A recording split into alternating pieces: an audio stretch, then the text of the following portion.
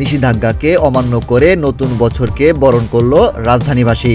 ঘড়ির কাঁটার রাত 12টার বাজার আগেই বিভিন্ন অলিগলি ও বাসার বাড়ির ছাদ থেকে শুরু হয় আতশবাজি আর পটকা ফুটানো।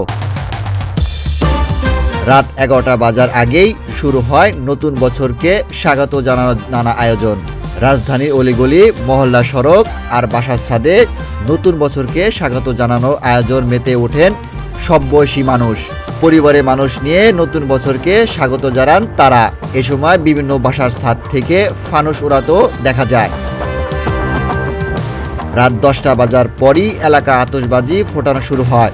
তবে রাত 11:30টার পর এক ভিন্ন রূপে পটকা আর আতশবাজি শব্দ শোনা যায়।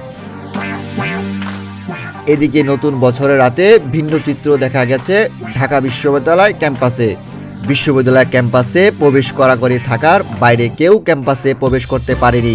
বিশ্ববিদ্যালয়ের শিক্ষার্থীরাও পটকা আর আতশবাজিতে মাতেনি। তাই টিএসসি এলাকা ছিল অনেকটাই নীরব। তবে 31st নাইট ও নববর্ষ উদযাপনকে ঘিরে 11 নির্দেশনা দিয়েছিল ডিএমপি।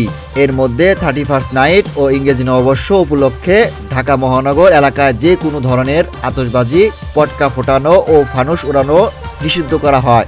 ঢাকায় 31st নাইটে উন্মুক্ত স্থানে কোনো ধরনের আয়োজন করার সুযোগ ছিল না। কঠোর নিষেধাজ্ঞা ছিল আইনশৃঙ্খলা রক্ষাকারী বাহিনীর। পুলিশের উপকমিশনার রইসউদ্দিন বলেন, বিস্ফোরণ আইন অনুযায়ী আতশবাজি, পটকা এমনিতেই নিষিদ্ধ। আমরা নির্দেশনা দেওয়ার পর আইনটা মানার দায়িত্ব জনগণের। এই আতশবাজি অনেক দুর্ঘটনার জন্ম দেয়। জনগণ সচেতন না থাকলে আইন দিয়ে সবকিছু সমাধান করা সম্ভব নয়। আশিক ইলাহি, প্রতিদিন বাংলাদেশ।